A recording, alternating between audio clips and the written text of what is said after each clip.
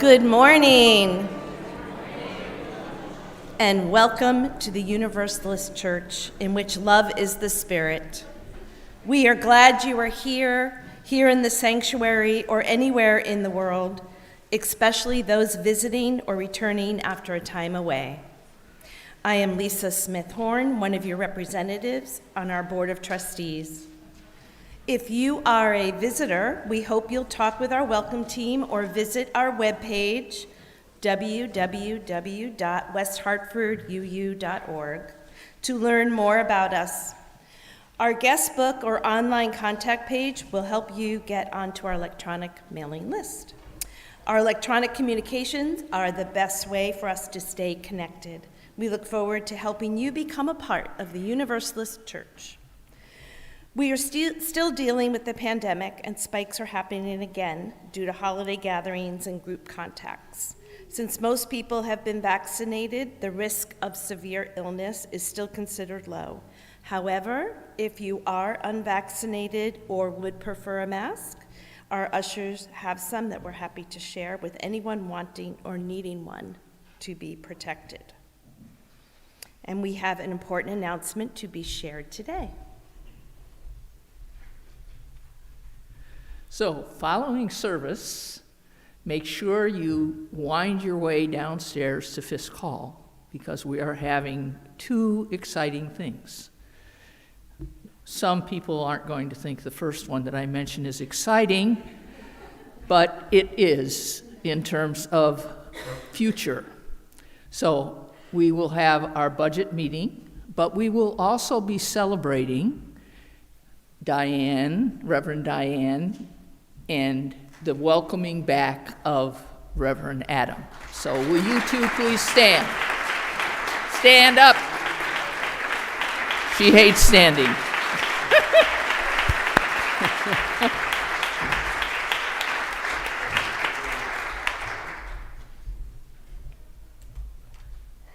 So please join us in Fisk Hall. There'll also be fellowship through Zoom. As you just heard, we have important business to handle, so please be present. If you need help finding your way to Fisk Hall for our fellowship hour, any member of the church will be happy to guide you. Just look for someone wearing a Universalist Church name tag. You can find the link for Zoom in your weekly news or our Breeze calendar.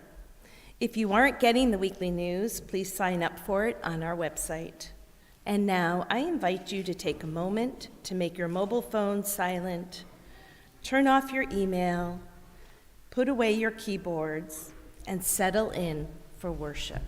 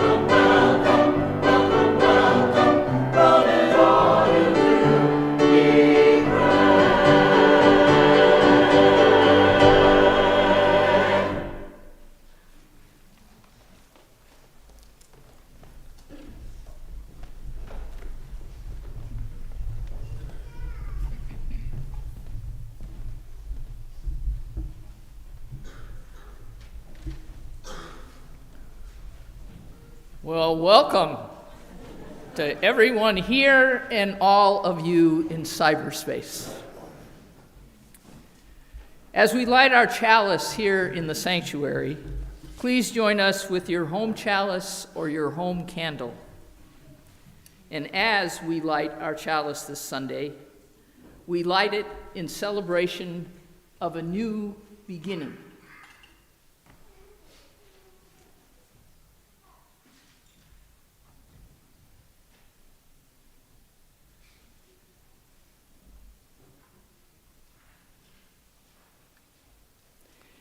It is this first Sunday of a new month, the month fondly referenced as the month of the heart. It also is the Sunday when Reverend Adam returns from his sabbatical, and it's also the Sunday when we spend quality time thanking Reverend Diane for all her marvelous ministry among us during these past 6 months. In honor of all these new beginnings, I will speak the words from Reverend William Schultz. Come into this place of peace, and let its silence heal your spirit. Come into this place of memory, and let its history warm your soul. Come into this place of prophecy and power, and let its vision change your hearts. Our opening hymn is hymn number 270 in the gray hymnal. Please rise in body or in spirit if you are able, in the sanctuary or wherever you are, so we can sing together. Hymn number 270, O Day of Light and Gladness.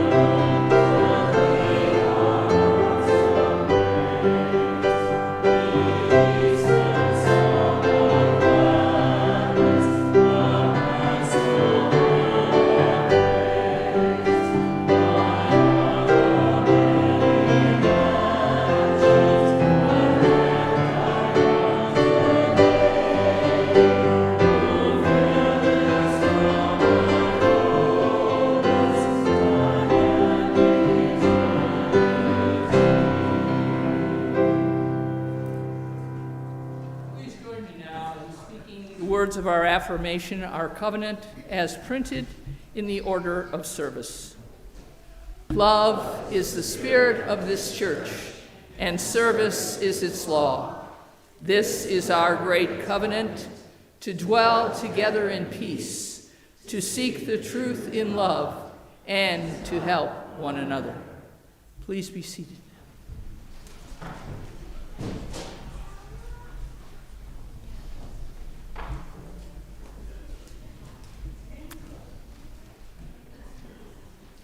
Our time for all ages today is titled, What About That Glass? In a quiet section of West Hartford, there lived two wonderful 6-year-olds. They actually only lived like a half a block apart on a cul-de-sac.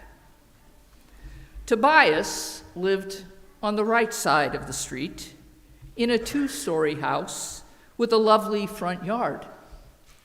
Tanya lived on the left side of the street in a 1-story house with a large screened-in front porch, but only about 6 feet from the sidewalk. Tanya had a large backyard. Tobias and Tanya were in the same grade at school, and they rode the same bus to and from.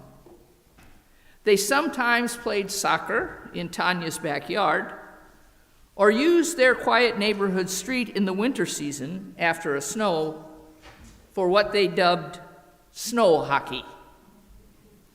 However, Tobias and Tanya had different ways of seeing things.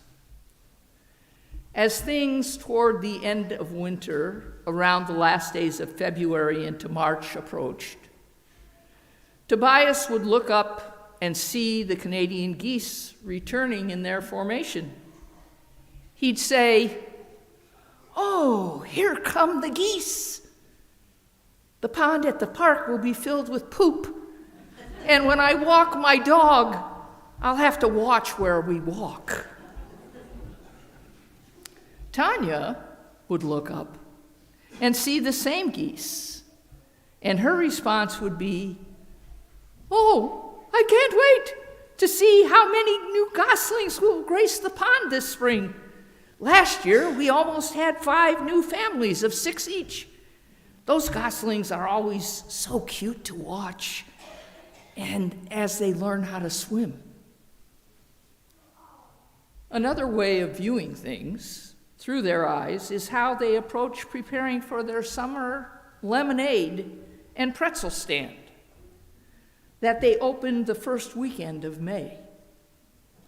Tobias measures out everything, making sure all the cups are stacked neatly and that they have plenty of frozen pink lemonade and regular lemonade in the freezer, and enough change in their cash box to be able to meet the needs of their customers.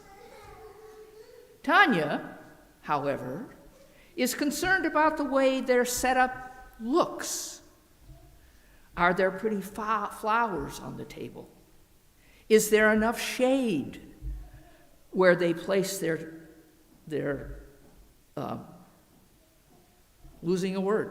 where they place their stand for everyone who comes to visit them? Have they gotten all their flyers out in their neighborhood and the ones on either side of them so that they have a large number of customers? Tobias worries about the issues around enough supplies, and Tanya worries about the way their stand is displayed. They like doing things together, and they know they approach things differently. They appreciate those differences. They even had a discussion about that one day when they were cleaning up after their lemonade stand's success. Tobias held up his cup of lemonade, and Tobias noted, "I see this glass, and am amazed at how empty it is. I really drank all that." Tanya, on the other hand, held up her cup. Tanya noted, "I see this glass, and the coloring we put into the lemonade for St. Patrick's Day is still there.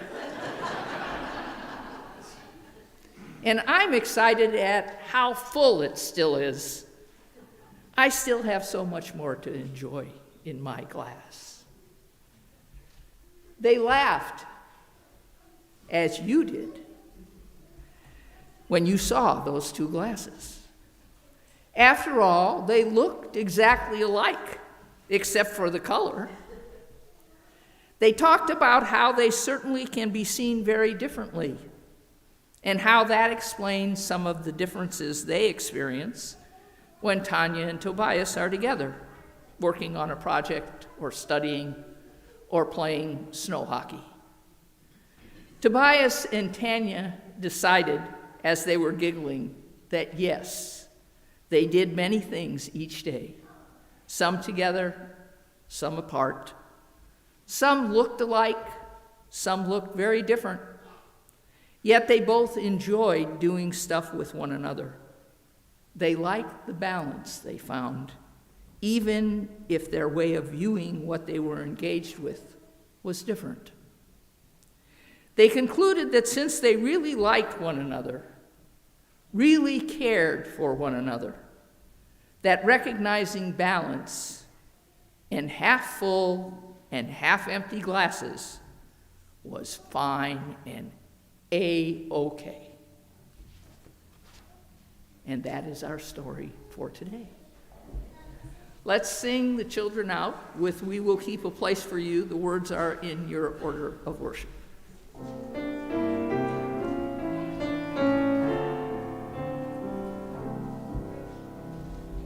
We will keep a place for you wherever you may go.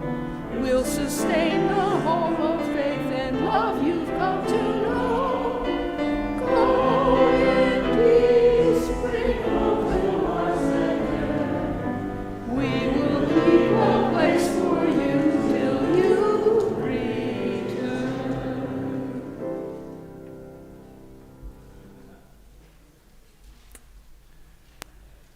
The voluntary offering, the sharing of our resources for our shared work as a religious community, is a spiritual practice for all of us. By offering your time, talent, and resources to this community, you help us serve the members, friends, and wider community of this congregation. As part of that service, we share our general offering each week with organizations that do the work in the world that brings us ever closer to creating the beloved community of which we are a part. This month, we share our offering with the UU Service Committee, also referred to as UUSC. The Universalist Unitarian Service Committee is a nonprofit, non-sectarian organization advancing human rights together with an international community of grassroots partners and organizations and advocates. They focus their work on intersecting roots of injustice to defend rights at risk due to criminalization and systemic oppression of people based on their identity. They defend the rights of people displaced due to climate, conflict, or economic hardships, and respond to humanitarian crises as partners with people whose access to aid is the most limited. UUSC advances human rights and social justice around the world, partnering with those who confront unjust power structures and mobilizing to challenge oppressive policies. Their work is grounded in the belief that all people have inherent power and dignity. To give electronically, please use the QR codes on your order of service, the links in the description if you are online, or those on our website to make your donation to our offering. Here in the sanctuary, our offering will now be gratefully received.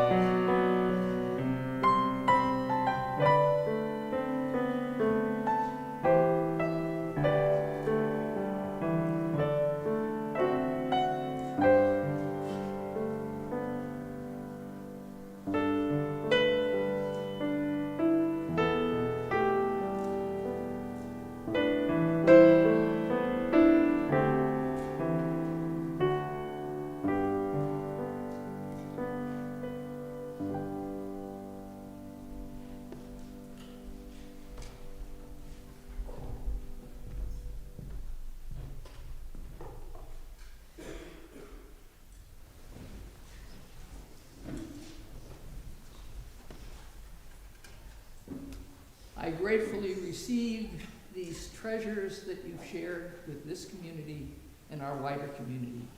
Bless you and thank you for your generosity.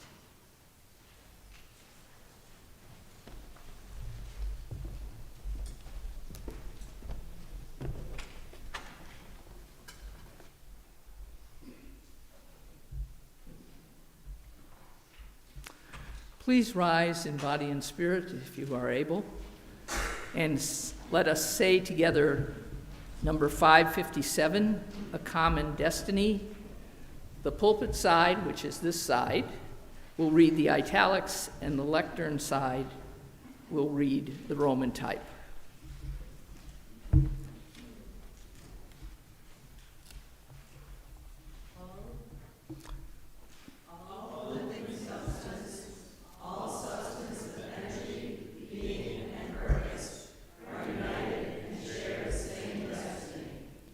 All people, those we love and those we know not of, are united and share the same destiny. Birth to death, we share this unity with the Son, earth. Our brothers and sisters, strangers, Flowers of the field, snowflakes, volcanoes, and moonbeams. birth, life, death, unknown, known, unknown. Our destiny from unknown to unknown. May we have the faith to accept this mystery and build upon its everlasting truth. Let us join in singing our doxology.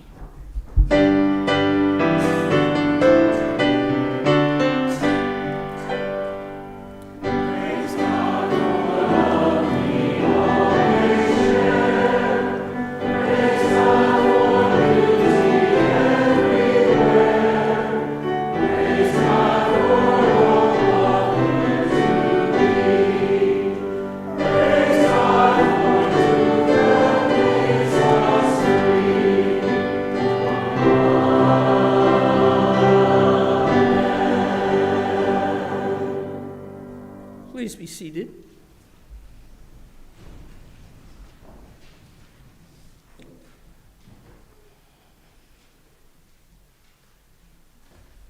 Let us hold in our prayers this day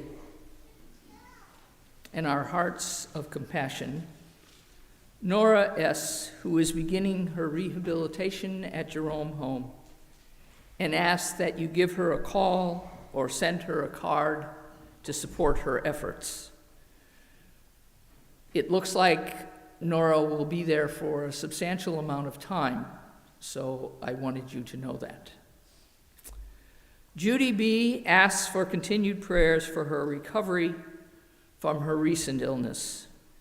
She too loves getting cards from our congregation members. Her illness followed almost immediately after the death of her husband, so it has been a very difficult time for Judy. And Judy is presently at Autumn Lake in Cromwell and will probably be there through the middle of February. Peggy G's son had a stroke this past week. Shane has a good prognosis, and his daily therapy is helping his recovery in Savannah, Georgia. If you have a Caring Bridge account, please check out Beth B's latest update regarding Tracy W. Tracy will begin a new treatment regimen this coming week. Karen H. and Sarah E.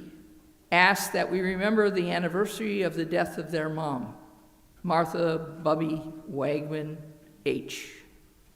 It has been 6 years since she died unexpectedly, and the entire family continues to miss her deeply. Finally, this day, let us offer prayers of gratitude and thanksgiving for the ministries of Reverend Diane and Reverend Adam. We send Diane forth to continue to share her gifts with others, and let her know we will miss her presence here. So, don't be a stranger. We welcome back Reverend Adam, hoping he had a very meaningful and rich sabbatical and is ready to move forward in 2024. Now, let us allow these spoken words and prayers, as well as those held in each of our hearts, to be present with us in our shared silence.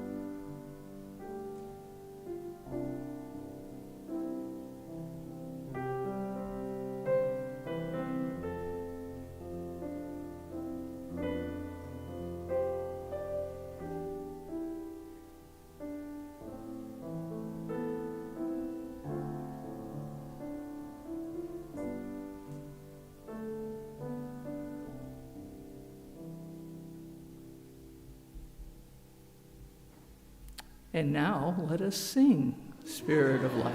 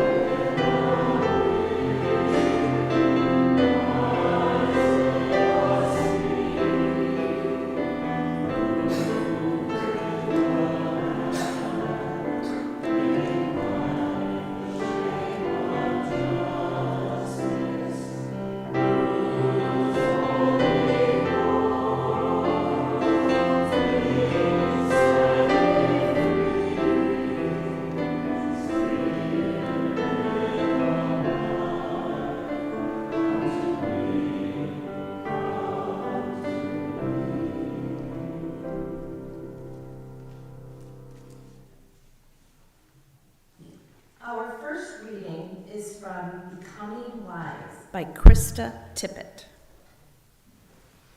If we are stretching to live wiser and not just smarter, we will aspire to learn what love means, how it arises and deepens, how it withers and revives, what it looks like as a private good but also as a common good. I long to make this word echo differently in hearts and ears, not less complicated, but differently so. Love as muscular, resilient. Love as social, not just about how we are intimately, but how we are together in public.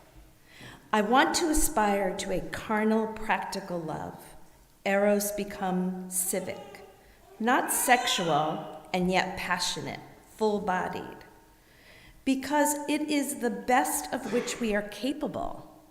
Love is also supremely exacting, not always, but again and again. Love is something we only master in moments. It crosses the chasm between us, and likewise brings them into relief. It is a captive to the human condition as anything we attempt. Love is the superstar virtue of virtues and the most watered down word in the English language. I love this weather. I love your dress. And what we've done with the word, we've done with this thing, this possibility, this essential bond, this act. We've made it private, contained it in family, when its audacity is in its potential to cross tribal lines. We've lived it as a feeling when it is a way of being. It is the elemental experience we all desire and seek most of our days to give and receive. The exacting and limiting aspiration of love does send us inside to know and honor the particularities of our identities and our struggles. But it coaxes us out again to an encounter with the vastness of human identity. Spiritual geniuses and saints have always called humanity to love, as have social reformers who shifted the world on its axis. What is love? Answer the question through a story about the last time you saw it, then go and be it. Our second reading is from Balance, Positioning Yourself to Do All Things Well by Tori Roberts. Balance is not about learning to effectively give pieces of yourself to important things. It's knowing and becoming all of yourself, and then giving your whole abundant self to everything and everyone your life is assigned to. Balance will teach you to align with the highest version of yourself in any given moment, a version of you that, among many things, replaces anxiety with peace, dysfunction with progress, and stagnation with unlimited creativity. Balance is actually a spiritual location and requires spiritual means and spiritual insights to get there. Perhaps the first step on this journey is no step at all, but simply a pause to stop and perceive where you are. As we begin our journey to balance, we must first realize that balance is not a discipline, an activity, or an exercise. Balance is a place. That's right, balance has a location. Those who find the location of balance learn to live in it. My reference to balance as a place is not a hyperbole. Balance is really a place, but perhaps in a way that is different from what you might first consider. You won't find balance on a map, on a globe, or in an atlas. You aren't able to track it using the GPS on your smartphone. Balance isn't a physical place. It's a spiritual place within a spiritual dimension. Balance requires one to dig deep because the path to it commences from the deepest part of ourselves.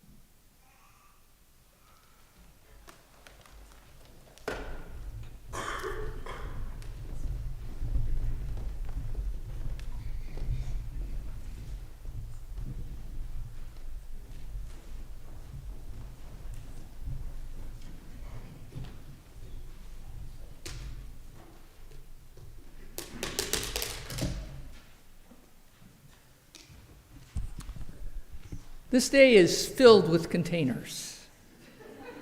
Containers of lemonade, containers of red and green colored water, containers of words welcoming people home, containers of gratitude for sharing gifts in ministry, and containers challenging each one of us here to perhaps fill those containers in new ways. I am honored this day to welcome back my colleague, Senior Minister, Reverend Dr. Adam Robersmith. And I am thoroughly thrilled and honored to have with us, after your time of renewal and refreshment, his presence. I'm also honored to say a huge and vibrant and crazy wild, because of me, thank you to Reverend Diane Daniels for your love, your care, your compassionate presence to all of us during your time among us. I begin my sharing with all of you today, not only in a spirit of gratitude and gracious welcoming, but with a story I am sure most of you have heard many times before. But in reference to Tobias and Tanya, I'm going to share it with you in a different view. Recognizing that one can look at something and yield another fertile way of imagining it. The story is about a professor who was demonstrating to his class a different way of looking at time. I'm adapting that same story this morning to have you consider not how you spend your time, but rather how you share who you are, how you share your ministry, whatever that may be, with one another. I have here an empty vase. Should I turn it upside down so that the magician in me works? No? Okay. We're going to use this to demonstrate our capacity to share ministry, to examine how we balance our efforts each day, to see if we possibly can be more in tune with what we experience, paying deeper attention to all we choose to care for. So, this is sort of a semi-interactive exercise, so I need you to pay full attention. Back to our empty jar. As the professor did in the story, I'm going to fill this jar with rocks. They're thick, solid rocks. And I want you to pretend these rocks are the actions you must take every single day to survive. Things like breathing, eating, resting, which we don't do well, working, we do extremely well. The things that are crucial to support your daily existence. And now that all the stones are in the vase,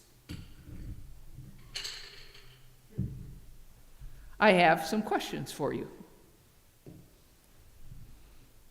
Do you see these rocks as balanced? Why or why not? I'm asking these questions and giving you time to think about them so that you can answer them within you, that deep place of coming home within. Now, I'm going to add pebbles to this jar. Pretend these pebbles are the moments you take between the crucial actions in your day.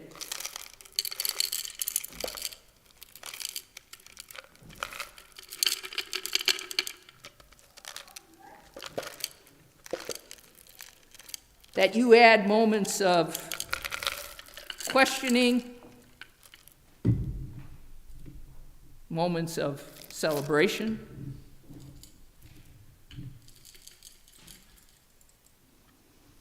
examples might be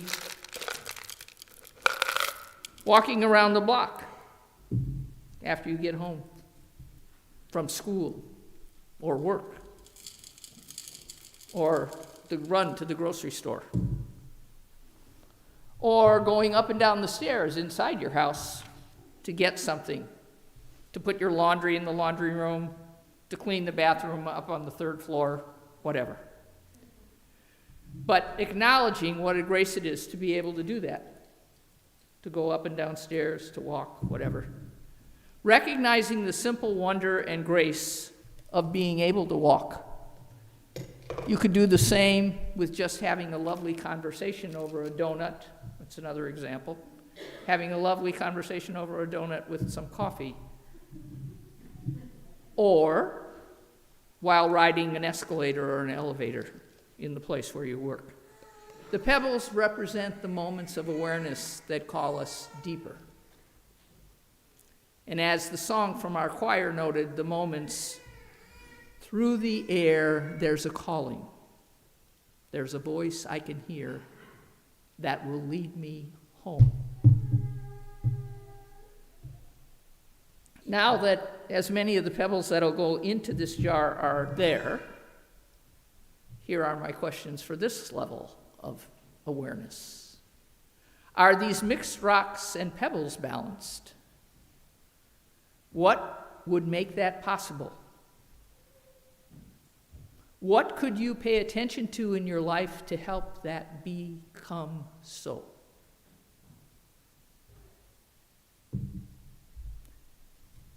And at this point, I'm going to take a moment to remind you of the words from one of our readings this morning.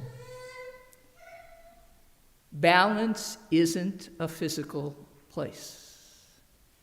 It's a spiritual place within a spiritual dimension. Balance requires one to dig deep because the path to it commences from the deepest part of who we are.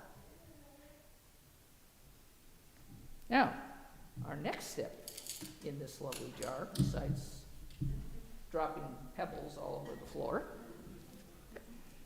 is to place sand in this jar. And I want you to think about sand as the moment of reflection that you share when you begin your day, or when you end your day, or both. Moments when you recognize where you are, where you were when the day began, and where you now stand whenever you take your final reflection as another day comes to a close.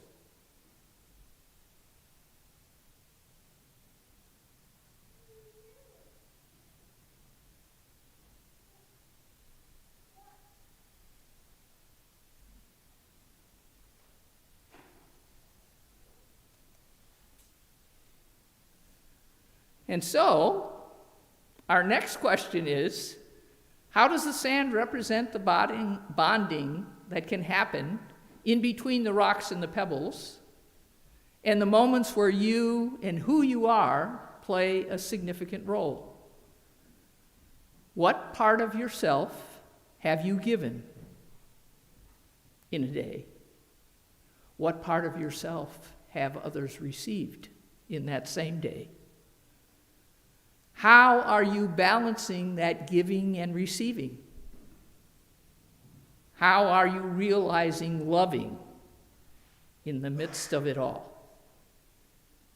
As our reading from Christi Przestwor noted, love is also supremely exacting. Not always, but again and again. Love is something we only master in moments. So how does love slip between the rocks and the pebbles of your life each day?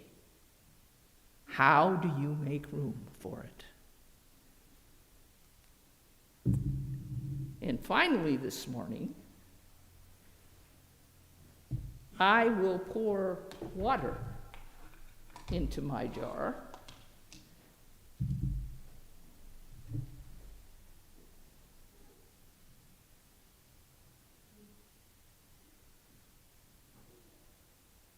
And as you can see, as I pour the water,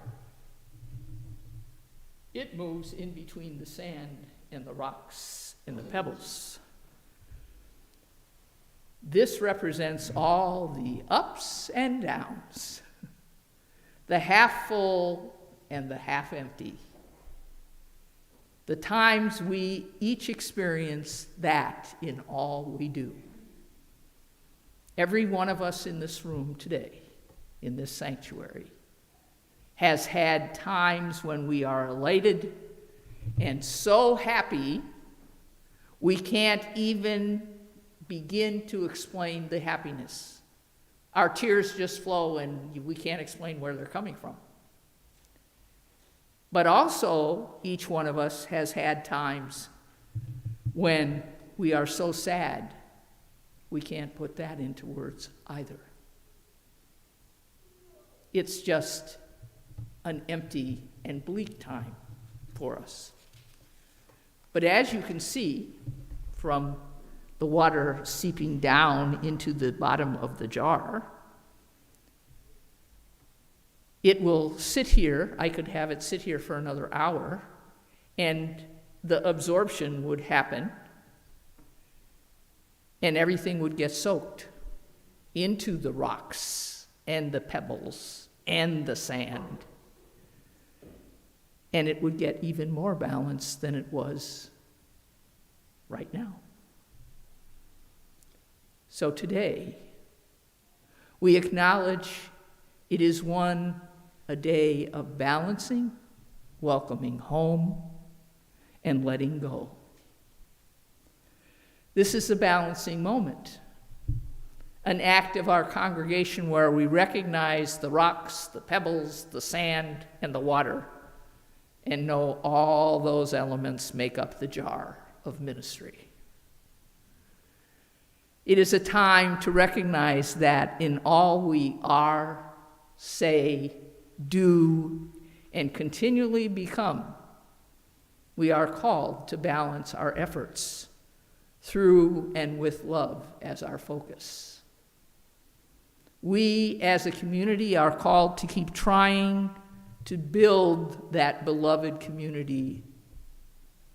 We celebrate this effort as the ministry where love is indeed the Spirit, and may it always be so.